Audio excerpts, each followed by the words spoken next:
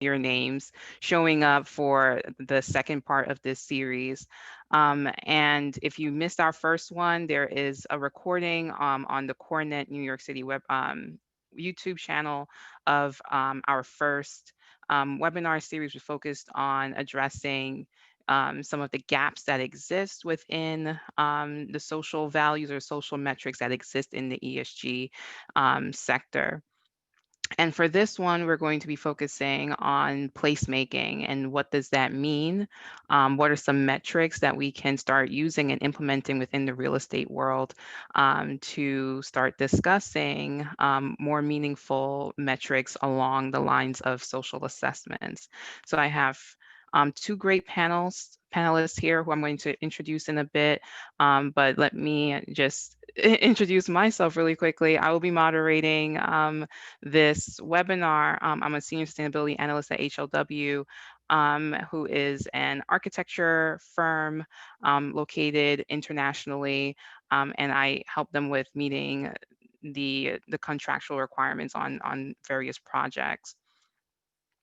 So our panelists today, who I'm super excited to have, they bring a wealth of knowledge, is Kimberly Barros, who is a technical assistant specialist in the Research to Action Lab at Urban Institute. Kimberly's research has focused on advancing racial equity in parks and public spaces, practices, and policies for affordable housing solutions and participatory engagement. She thinks about how to provide an equity framing to local policy solutions for the built environment using placemaking and community engagement tools.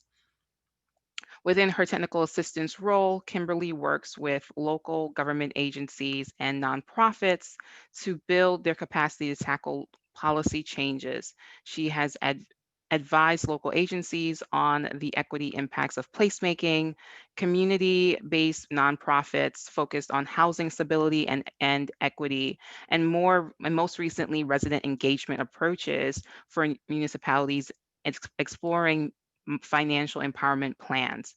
Kimberly holds a master's in community development and urban planning from Clark University.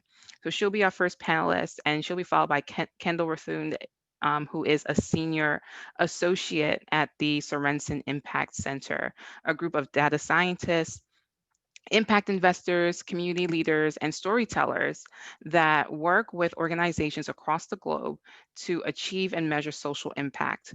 Kendall's work for the center's data, policy, and performance innovation team includes research, strategic planning, and impact measurement across a variety of policy areas. Prior to joining the Sorensen team, she held positions in nonprofit development, on-the-ground social service delivery, and governmental program coordination. Kendall graduated from the University of Utah with a Master's of Public Administration and a Master of Social Work. She also holds a Bachelor of Fine Arts in Modern Dance from the University of Utah. So great panelists here. I will have to say that I first stumbled upon both of these panelists just through reading the SSIR, the Stanford Social Innovation Review. So if you check out their articles that they've done through the SSIR, and without further ado, I'm going to pass it on to Kimberly. Great. Thank you so much, Sheryl, and good afternoon to everyone. As Sheryl mentioned, my name is Kimberly Barros. I am a technical assistant specialist at the Urban Institute. And today I'm going to be talking through what placemaking is and how we can center placemaking and the power it can really garner when we center it on equity. Next slide.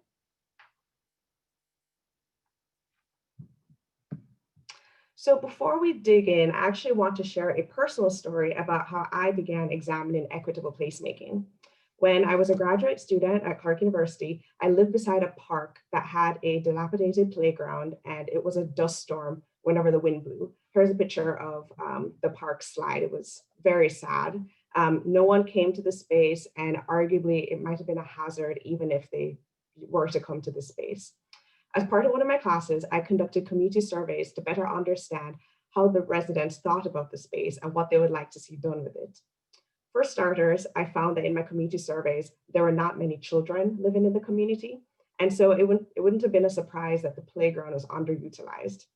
I heard many thoughts from the neighbors about turning the space into a community garden or a passive park with benches and water features, among many other great ideas. Next slide, please. So the owner of the plot of the land also wanted to see improvements. They decided to redevelop the space. They leveled off the land and put in a brand new shiny playset. Well, what's wrong with the picture? Well, immediately, nothing. You can click again, Sheryl. Well, immediately nothing. The playground looks welcoming, it's clean, it's a welcome advancement from the slide that you saw in the first picture. But remember what I told you about what the community wanted. This is not a decision that was grounded in how they wanted to utilize the land. It didn't reflect their priorities. This is a common unintended consequence when development decisions and resident interests are not aligned. And when that happens, the amenity may be underutilized by the people in the neighborhood that you actually built it for. And this begins to get into why equity matters. Next slide. So before we go any further, I want to lay the foundation of what we mean by equity in placemaking. On the right side, some of these terms that I have here, actions or policies, they may commonly pop up in your work. And these are things that have often stemmed from historic racism and inequities. Things like redlining, exclusionary zoning, racial covenants, that force segregation along spatial and racial lines. NIMBYism, which is a little more covert, can also result in perpetuating inequities in our communities by preventing some people from accessing the amenities.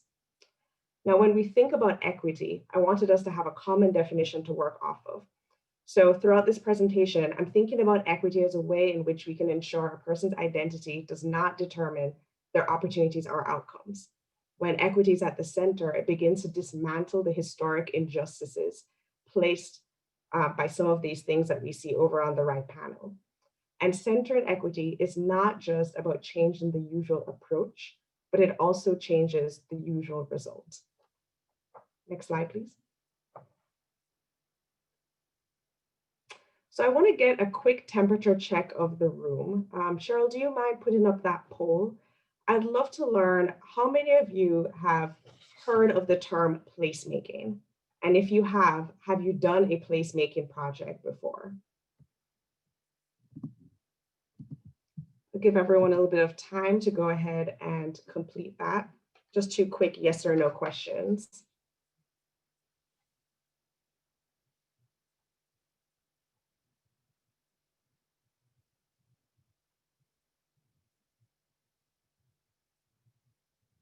Okay, Sheryl, what are the results?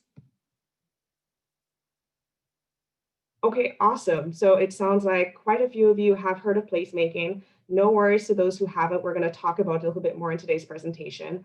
And it looks like the majority have not done a placemaking project, which is a great foundation for us to start having this conversation today.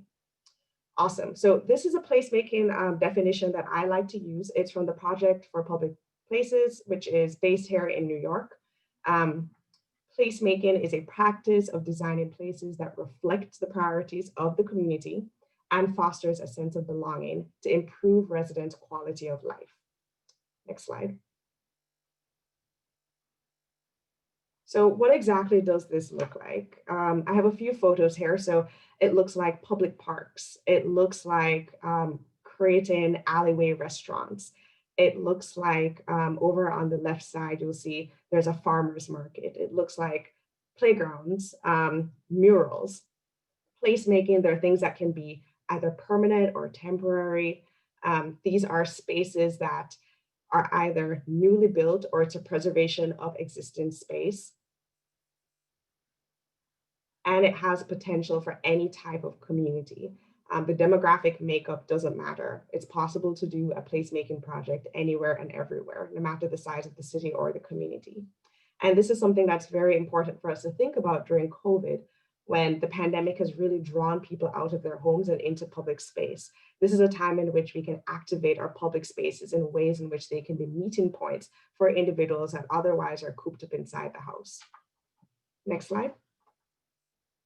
So placemaking is important because as cities become more diverse, racially, spatially, and economically, it's increasingly important for people to feel like they're connecting. They want to know Where do they live? Is it something that represents their identity? Thriving communities foster equitable development and social inclusion to create these spaces of belonging. There's a great quote by the president and CEO of Memphis River Parks Partnership, Carol Coletta, and she says, equity does not sit in the opposition to a thriving, appealing city. It's actually central to it. So we see that it's very important not just to think about placemaking, but think about it in an equitable way. Placemaking is something that activates the built environment in a compelling way, that it attracts people. And it's only one of numerous community development tools that can be used to revitalize an area and attract people to come back to the area. On the right side, I have a diagram by my colleague, Molly Scott at Urban Institute. She conducted some research with the Knight Foundation called the Community Ties Study. The study asked about 11,000 people across the US what attracts them to where they live and keeps them living there. As you can see by the graph, when residents have access to quality arts and cultural activities, they are more satisfied, they identify with the community, and they're more likely to invest time and resources into where they live. So this really demonstrates that placemaking, when it's intentional, can have an enormous effect on engaging people and keeping them attached to where they live. They start to see themselves in the place that they live. Next slide, please. So why equity-driven placemaking? Why does it matter to put that equity in front of placemaking? PolicyLink wrote a report on equitable development and culture, and it emphasizes this sentiment really well. And that's a quote that I have here. Without equity, community redevelopment can improve a physical place, but leave people behind, stifle broad creativity, bring economic benefit only to a few, lead to a homogeneous community, or displace many. So when not done effectively, placemaking can deepen feelings of exclusion and create barriers to access. It can either price people out or even displace people because they no longer feel like they belong in a place. Therefore, when it's equity-driven, placemaking is flipped on its head. It's not based on a developer's vision of a community, but instead the community member's vision of their own community. It's really engaging with what the people are thinking about as their core priorities and weaving that into the built environment. Next slide, please. So how does this work? A Michigan State University guidebook describes some of these key approaches, and I find this really useful for the way that we're thinking about equity. They talk about understanding buildings and amenities in an area targeted for redevelopment. They also mention that mixed income developments can offer greater economic diversity. They emphasize the importance and effort that needs to be taken in communicating affordable housing opportunities to keep people in their neighborhoods. And finally, they mention keeping people aware of public assisted opportunities throughout the entire development process. All of these that are here really highlight the importance of engaging the community early on to mitigate risks to displacement. Next slide, please. So how do you thoughtfully improve a place without intentionally displacing people? First of all, I think it's incredibly important to determine who is most at risk of being left out. So at this point, Sheryl, I'd love if you could put up the next poll that I have. So when you all think about your work, who is most at risk of being left out? I know oftentimes that's not the intention of our work, but there are times in which you might want to do a development that's specifically for seniors, or you might think about your work really being tailored to folks who are able-bodied, or your work might not lend itself to persons who are formerly incarcerated because of policies in your community or in your city. Or maybe you're one of those organizations where you're 100% inclusive. You do a whole lot of measures. You put a whole lot of measures in place to ensure that people are part of this process. There are no wrong answers. It's anonymous. And so would love to hear what you all think.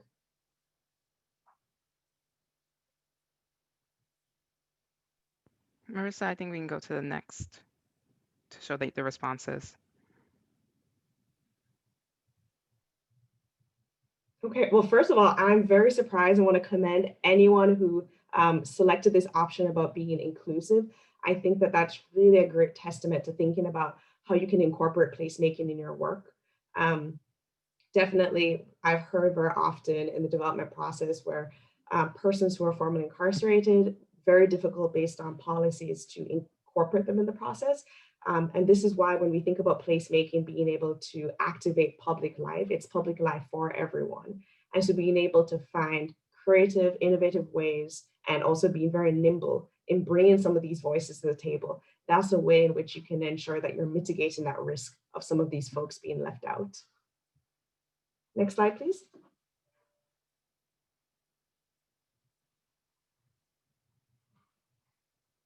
So at this point, I want to walk through 3 examples from some of the work that I've done and some of the examples that I've been studying over the past few years that demonstrates ways in which you can do placemaking projects that are centered in equity. Next slide, please. So the first one I wanted to bring up is Alphabet City in Lower East Side of New York City. It's an example of where they utilize placemaking to revitalize vacant lots. So in the 70s, there was a period of high poverty with the recession, and owners abandoned their properties, leaving vacant lots, trash, rubble, and a high presence of substance abuse. There were mostly Black and Latinx immigrants living in the neighborhood at the time, and they saw the need to revitalize these vacant lots in the Lower East Side and create a space for families to use and be proud of their community. I mean, looking at this picture, there's no way you'd want to live in this space. And so there was this great need of wanting to revitalize. So the city, New York City at the time, allowed the residents to take ownership of the abandoned lots, and they were able to reimagine the space into a series of pocket parks. Next slide, please. So each of these parks have a different use that reflects the priorities of the residents living on that block. So one of the parks, which I believe is the one on the left side, La Plaza Cultural, was revitalized by a group of Latinx residents that wanted to create a community garden and open green space to represent their Latin American history. Many of them had mentioned that in their home countries, they had the presence of all of this green open space for their families to make use of, and they wanted to recreate that space here in the Lower East Side. The Creative Little Garden, which is the top picture that you see here, that was redeveloped to have multiple uses, including benches and a quiet place. They have play areas and they have water features. The residents have ownership, which means that they're in charge of maintaining the upkeep and determining the use of the park. And the City of New York has oversight to ensure the space is not underutilized. So this marriage between the city and the residents were one of the huge success points of some of these pocket parks. It shows how developers, community members, and the city can thoughtfully partner to improve a neighborhood while keeping everyone stably in place. Next slide, please. So another example that I want to walk through are Project Row Homes. So this is in the 3rd Ward in Houston. So in the 1990s in the 3rd Ward, there was high poverty, high vacancy. It was a part of the city that people were less likely to visit. When people saw this high prevalence of poverty, 7 African-American artists saw the potential to revive the community using arts and culture. Some activists in the 3rd Ward area created campaigns to slow the neighborhood change and redevelopment. They were seeing high gentrification happening at the time in the 90s. And instead, they wanted to champion the rich African-American history as a compelling benefit to staying in the neighborhood. So they bought into this idea of transforming the place to a community of creative thinkers and neighbors. And that's what started Project Row Houses. So Project Row Houses, which is still in existence today, I had the great benefit of speaking to the CEO last year to just learn a little bit more about how she was able to think about placemaking among all these other features and also ground it very deeply in the neighborhood's identity. With Project Row Houses, they convene art and culture activities to change the 3rd Ward in ways that challenge the stereotypes of the area, as well as celebrates the rich African-American cultural identity, and also serves the needs of the residents. They think about meeting people where their priorities are through physical transformation and social services. They have several components to their work, which has really helped them be successful in this way. So they provide affordable houses to keep families in the neighborhood who want to stay in the neighborhood. So folks who are starting to see the neighborhood change, if they want to stay, if they don't want to be priced out, Project Row Houses works very closely with them to ensure that they continue to see their identity reflected in the neighborhood. They also noticed that quite a few single mothers living in the neighborhood were vulnerable to housing instability. And as a result, they developed the Young Mothers Residential Program to support these mothers in staying in place. So they collected demographic data to understand who were the folks that were living in the neighborhood and how could the ways in which they were activated in the neighborhood, either through culture or housing or social services, would all be able to stay in place. Some of the work that they did really enhanced and changed the dialogue through redevelopment. They raised around $4 million that focus on not just affordable housing, but also public policy initiatives, economic development, and arts-based community development strategies. This has been a partnership with faith-based organizations, small business owners, developers, nonprofits, as well as residents. And it demonstrates a way in which placemaking initiatives through the arts has been able to catalyze economic development for a once high poverty, low income neighborhood. Next slide, please. So the final example I want to walk through is the Milwaukee downtown night market, which has been a massive contributor to the redevelopment of Wisconsin Avenue. About 10 years ago, this was a part of the city that was bustled with activity only in the 9 to 5 hours. So while people were downtown at work, they would frequent some of the places, but at night, the downtown area was pretty quiet. There was little activity, and some residents thought it was unsafe. So a combination of developers, nonprofits, and the city of Milwaukee created the night market to transform the downtown area and attract people to want to stay there, live there, and visit outside of just the 9 to 5 hours. This came out of the Wisconsin Avenue Milwaukee Development Corporation, so WAMDC for short, creative placemaking subcommittee. The subcommittee's work aligns with the city of Milwaukee's Growing Prosperity Plan. So we see this very important alignment to community development, the community development vision of the city, which includes placemaking to establish places where all segments of the community and the region can interact. And so this mandate doesn't just exist within the organizations I mentioned, but also within the city. And the city is a very critical stakeholder to have at the table. One thing I mentioned that's really led to the success of this has been that it's free. It's a free event. It activates a part of the neighborhood that once had little or no activity. So there's no displacement happening here. It was a vacant street that they closed down, and they have this night market that pops up in the summers every year for the past few years. And it happens every Wednesday, a great event that draws people from all over the city. It has begun to change perception around public safety and visibility. There's some surveys that the organizations had done a few years ago where people said that they felt safer coming out to the downtown area. It challenged and changed their perceptions of what they were seeing because the neighborhood was being activated in a new, different, exciting way. They also partnered with developers to reimagine the space. And I want to pause here to underscore this point. One of the developers, TKWA, they're redeveloping the Grand Avenue Mall area, which is a mall which I believe got built around the 80s, and it's slowly been fallen into misuse. And so they saw the opportunity to redevelop the mall into what they're calling the 3rd Street Market Hall. So instead of replacing the mall with another mall that might also not get frequented, they decided that they wanted to ensure that they were using the inspiration of the night market to integrate that design into the transformation of the area.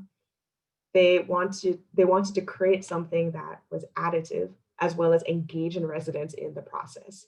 And so by understanding this diversity of stakeholder pool that they're drawing by the night market, they were able to figure out how do we align some of the same objectives of the night market that we're hearing from residents that they're very excited about. How do we build that into our development process for this market hall that we're creating? So these last 2 points are also very important to the success of this night market, being able to encourage diversity from all over the city. Milwaukee is one of those places that is incredibly diverse, but also incredibly segregated. And so the night market offered an opportunity to mitigate some of those challenges that they were facing. In 2018, they recorded that they brought 60,000 people on the 4 Wednesdays that they had the night market. So it has a tremendous opportunity to bring people together. And then finally, this aim to attract development without displacement. So ensuring that the people who already live and work in the downtown area are continuing to see this as an asset and opportunity to get out in their neighborhood. Next slide, please. So finally, I just want to talk about some of the principles of equity-centered placemaking. Many of these I described in the examples that I ran through before. I think it's incredibly important to reflect the community priorities in the beginning. Oftentimes we hear the term of, oh, we need to invite people to sit at the table. And when we think about community priorities, it's even more than that. It's ensuring that they get to be part of the process of making the table. We talk about the importance of neighborhood identity. Understanding the demographics of the folks that you're serving is incredibly important to ensure that whatever the placemaking project is, it won't go underutilized. As I mentioned from my grad school example, it's great that you created a park, but if no one's going to come to the park, what's the point of having the amenity? So ensuring that something that suits the neighborhood that you're building for. Creative placemaking is something that can also catalyze investment opportunities. It's something that draws people into the city. It not only drives economic growth, but also social cohesion. So helping people feel more attracted to their place, help people see their own identity in the space, which is something that's very difficult to measure. And then finally, placemaking is something that can encourage stewardship and sustainability. It brings residents to the table. And so it's that opportunity where the residents can be a co-creator in the process. Next slide, please. So I'm just leaving you here with some of the resources that I mentioned as I went through some of the examples, and you can feel free to connect with any of these or connect with me if you have any questions after. Thank you. Thank you, Kimberly. This was great. When I hear that, it's important that you're looking at who are the marginalized communities that you are going into, right? So who is it going to impact? What is the current state of it, and how can we keep those people in those spaces is key in our conversations about equity-centered placemaking. So thank you. That was a great introduction to make sure everyone's on the same page about what is placemaking and what does it look like. I'm going to hand it off to Kendall, who's going to talk a little bit more about the metrics that should be used in ESG reporting in order to make sure that we're addressing these core issues in developments. Hey everyone, I'm Kendall Rithundi. It's so great to be here with you today addressing equitable placemaking, and I'm excited to talk a bit more about measurement strategies that pair well with this sort of development project. So if you can go to the next slide. I'm a manager of data policy and performance innovation at the Sorensen Impact Center, and the center is an applied research group based at the University of Utah and the David Eccles School of Business. And our mission is to empower doers across the globe from inspiration to impact. And for us, this pursuit is really multidisciplinary. And as such, our team includes data scientists and impact investors, community leaders, and also storytellers. So as we dive in here, I wanted to emphasize this interdisciplinary approach because it's sort of a core value of ours. And we really apply this approach to measurement and the measurement schema that I want to discuss today. So let's start by addressing why the S is so challenging to measure when we think about ESG. The impact metrics for environment and governance are often output measures. So they lend really well to counting and reporting. And with social impact, meaning really relies on context and building context or meaning around the metrics you evaluate so that you know how to use them and what they mean.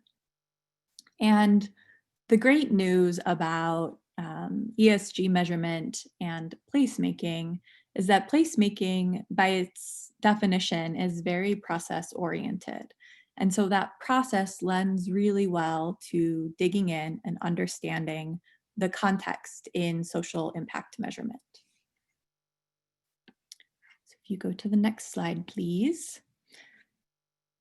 When it comes down to it, context is really going to depend on understanding community need and community desire, as Kimberly really put well.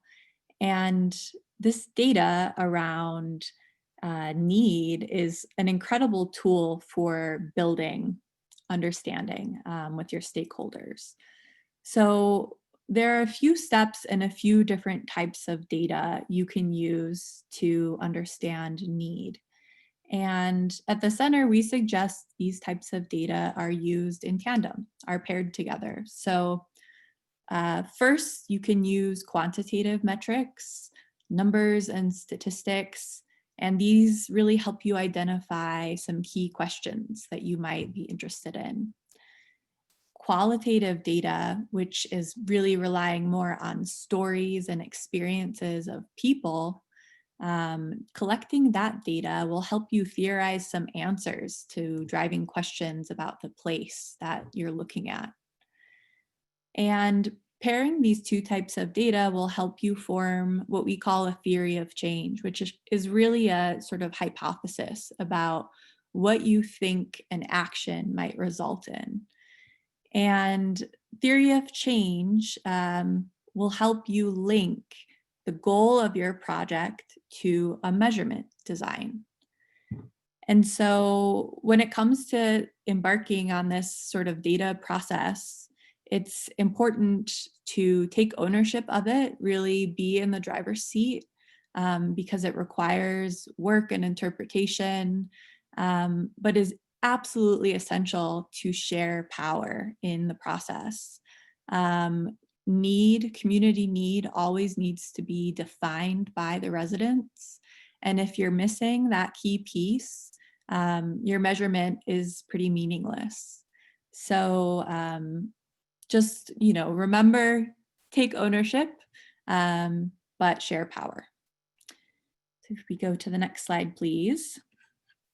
At the center, we advocate for layering evidence in this way, both quantitative and qualitative, because it creates meaning and helps you look at the context, as we discussed. So let's start with some possible quantitative metrics that you might look at.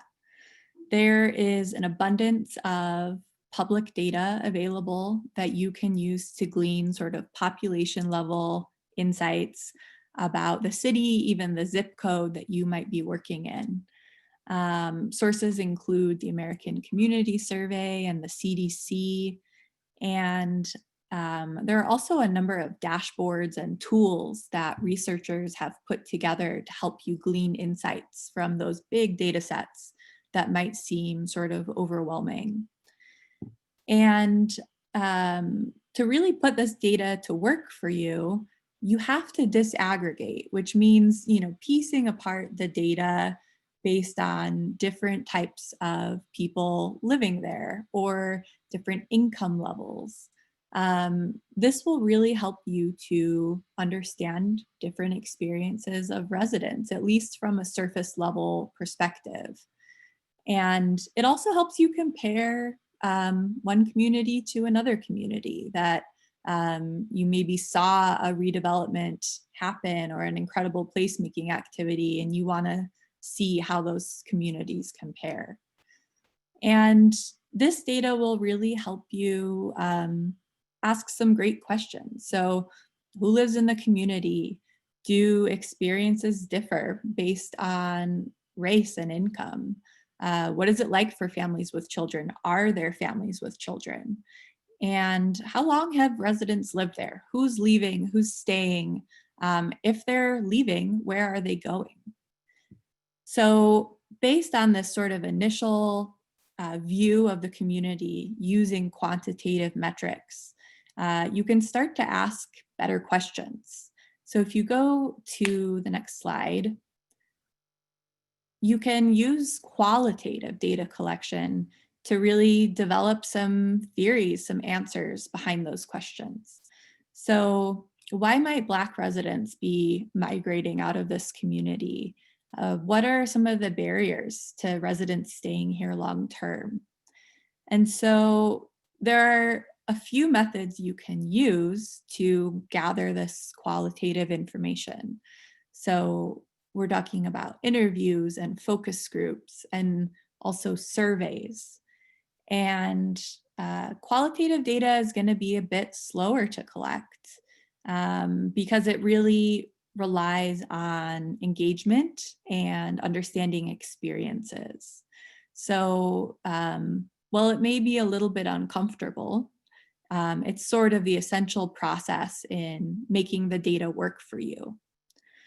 So before we move on, I do want to mention, when we're talking about equitable measurement and placemaking, there are some things you want to think about with these qualitative methods. Surveys can be a great tool because they almost turn qualitative data into quantitative data. It helps you sort of summarize, this percentage of residents feel this way about this place or this park or whatever the case may be. But there are also huge language and literacy barriers to getting a representative survey sample. So using a variety of approaches will help you ensure that equitable voice is coming through in your data.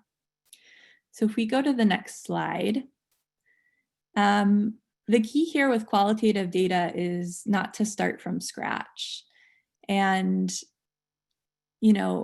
the goal here is to talk to people in the community, and we're all capable of doing this on a very human level.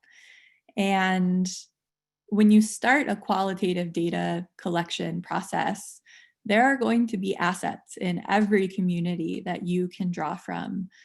These include community organizations and churches and champions. A lot of these groups are already looking at data in the community. They have a really good understanding of need, and they can help you find the right people to talk to. So work with those key champions and organizations in the community. It will result in a more equitable view of the data, and it will also make your life much easier.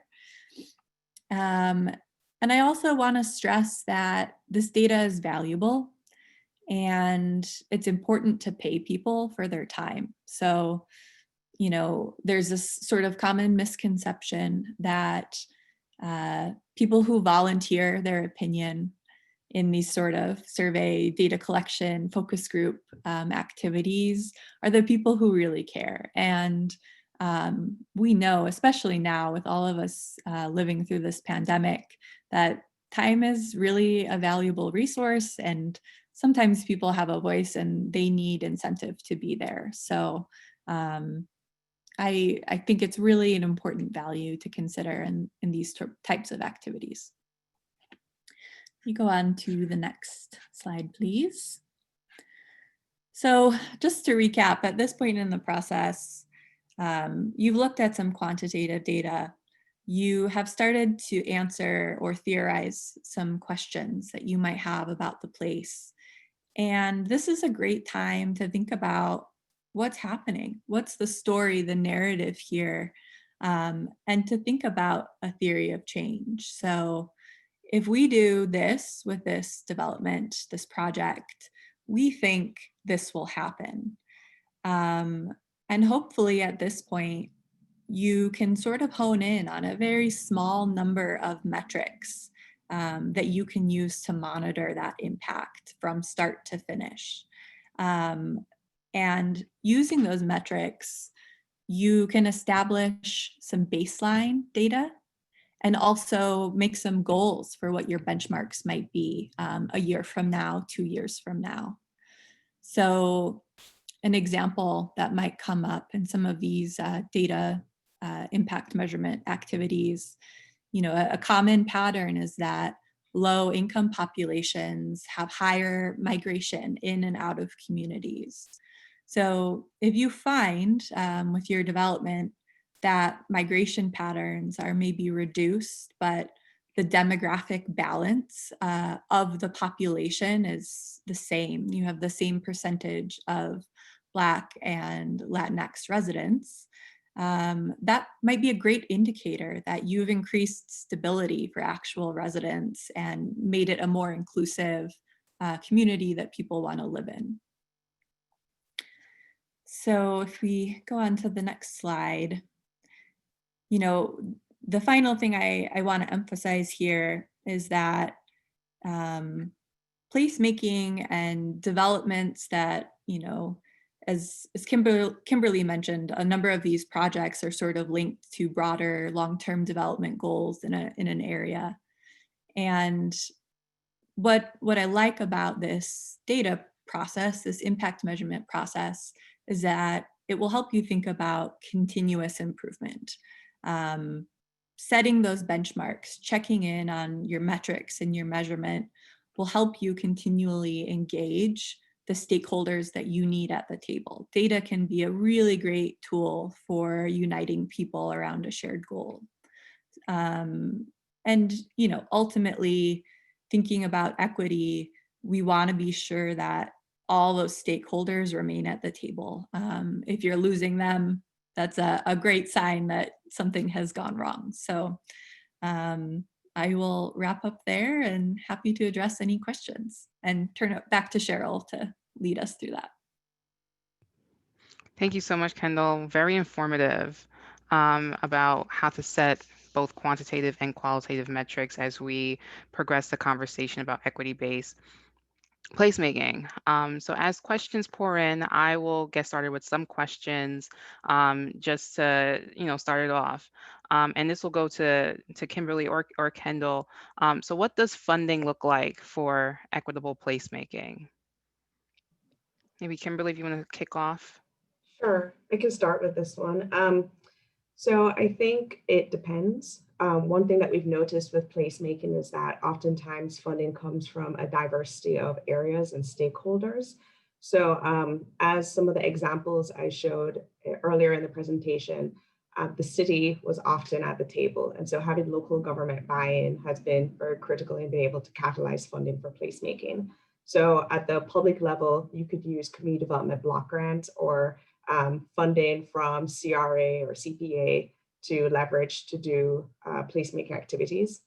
There's also quite a bit of funding that's come in from the philanthropic community over the past, I would say, 5 years. So Art Place America and Kresge have funneled a lot of money into placemaking activities and the arts and culture at the local level. And there are also local nonprofits like LISC that has really championed placemaking efforts and also kind of put their money where their mouth is, being able to provide funding at the local level for communities that are interested in doing placemaking. So definitely a Avengers combination of forces that come together on the funding platform. Awesome. Anything from you, Kendall? I'll just add that, you know, when we think about data collection, I think it's really important to weave it into the whole investment process, the entire budget. And so if we kind of build in what those costs might be up front, you can incorporate it, build it into the budget for placemaking. Awesome. Actually, Sheryl, can I add one more thing to that? Yeah. I was just thinking about another example in New York where they're able to get residents to buy in as well. So oftentimes we think about the residents or the community members being really critical assets for the ongoing sustainability, ensuring that they're using the resource once it gets created. But we've seen with the Highline, for example, they created the Friends of the Highline, and that's been a way in which you can also get that financial contribution to lift up the resources from the residents themselves who want to buy into the process. So you can definitely use residents more than just to engage them, but also say, and if you would like, especially if it's a higher income area, can we also funnel some funding into this? Awesome. Thank you for saying that, because I do see that a lot more of relying on the community and trying to get funding locally so that we can start progressing conversations that are inclusive, but also around making sustainable developments. So here I have a question from Jennifer that says, is there a place for general contractors to start the conversation with developers on equity and better engagement with the community? In other words, how do we add value to the conversation? I mean, I'm somewhat biased, but I think data is a great tool for this. You know, anyone can access this sort of public level data. Anyone can go to those community-based organizations and start conversations about need. And I think, you know, with data, anytime you're in a position to offer and share a resource of information, it can be really powerful. Especially when you can tie that data to a story, a narrative in the community that really resonates with developers. I think there's a lot of tools you can use. I'm gonna go ahead and also copy a few of those dashboard tools that help you glean those insights somewhat easily into the chat here, just so you can reference. Yeah, I would also agree with that and piggyback just to say that being able to even, as Kendall mentioned in her presentation, just lift up what the ACS data tells you before doing a project, understanding what does this neighborhood look like? Because with the Houston example that I shared, they're able to say, there's a lot of art and culture coming out of the Black community here. How can we kind of flip that on its head to change their stereotypes of the neighborhood? So being able to do that early data collection seems to be a really great way to catalyze some of that. Awesome. Thank you. I have another question here from Thomas. So his question is, what are your experiences with creating equitable workplaces? What are some of the issues you see occurring when placemaking for a company by the company? It's kind of like a two-parter, so we'll answer that question first. This one is kind of interesting because I spoke to my coworker about this just yesterday at Urban, where we are a social and economic research organization, kind of in a similar space as Sorensen. And what we often find is that when we go into the community to do any type of project, it can come across as hypocritical. We, as researchers, often sit in the ivory tower, and we don't want to come across that we're telling the community what's best for them, even if we have all the data to back it up. And so being able to create that, being able to kind of create that trust, build that trust up front is really important. So I kind of want to switch the question a little bit and say it's less about being able to create an equitable workplace and more about being able to acknowledge the privilege that you're bringing to the table. So my coworker and I, whenever we go to a meeting, to a community meeting, and we're trying to engage some of the residents to understand what would they like in a particular area, the first thing we'll come forward and say, we are getting paid to be here. This is part of our job. We understand that you all may not. And so we're bringing that to the table. We've offered you lunch as an incentive for you to be here. We also acknowledge that we're coming here with all of this really great data that we found online, but you know your community better than we know your community. And so we are leaning on you to be the experts of your own experience.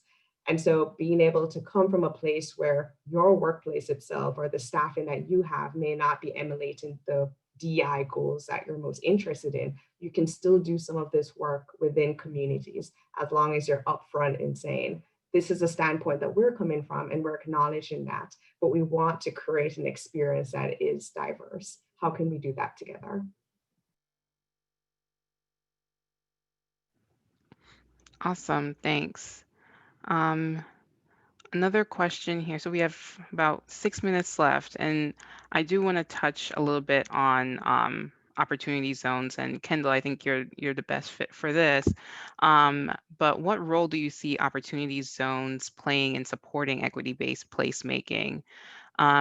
And can you provide the audience with maybe an example of communities working with developers to address their needs?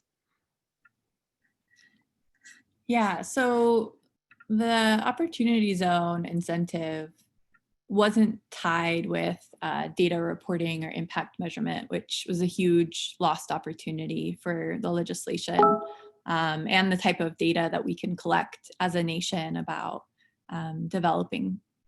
And it's led to many critiques of the program, and for good reason.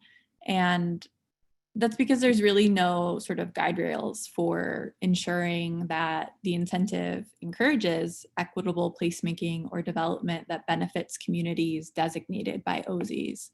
So some of what we've seen is communities really taking on the role of advocating to pass additional legislation or requirements for funds and development projects.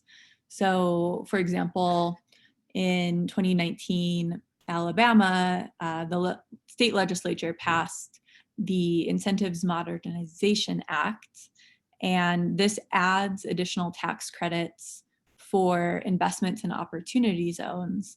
But under the legislation, the Alabama Department of Economic and Community Affairs department must approve that the funds are used for, the desired benefits of the community. So they must also be tied to a strategy for measuring and tracking and reporting back to the state about whether or not the investment is achieving the desired outcomes. Also recently, DC added a layer of oversight for opportunity zones in the district. So funds that are investing in projects have to be registered with the district. And to benefit from that tax shielding, the investment must be made in a project that has met a certain bar for community impact. And actually one of the tools they're using to pair community impact with need is a tool that the Urban Institute, some of Kimberly's colleagues developed. It's the OZ Community Impact Tool, which is a great tool for sort of walking the user through assessing community need for any type of project, not even just opportunity zones. Awesome, thank you. So in the last 3 minutes, I would just like the both of you to just comment on what does deepening community engagement look like? Is it enough to just hold community charrettes? Sure, I can start off with this one. And I really love this question because when we're talking about equity, we're talking about also bringing the community to the table. So I think it's really critical to think about how do you want to bring your community to the table? When we think about community engagement, it's really around what's the purpose, what's your goal behind it? So are you just trying to inform people of a decision that you've made? Are you trying to consult them? So like when Kendall spoke about some of the qualitative data collection techniques, like a survey, that's a great way to consult folks. Are you trying to collaborate with them? Charrettes are an awesome opportunity to collaborate with folks and bring them to get their hands dirty and be part of the process. And then all the way at the end of that spectrum, there is empowerment. Empowerment looks like taking something and putting it into the hands of the community, very similar to the Pocket Park example that I shared earlier. So being able to create a community advisory board to be part of your project team. That's a way in which you can incentivize the community to have more skin in the game than even a charrette. So I think being able to center the residents' voice at all times has been really critical to ensuring that placemaking is done, not just in a way that drives economic development, but also equity.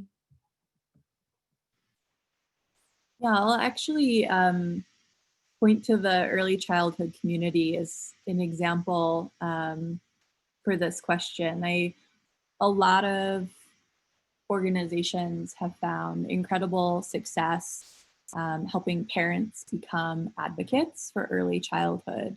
And that's not only paying them for participating in community organizing and planning, but also providing some level of training and benefit and professional advancement for those parents.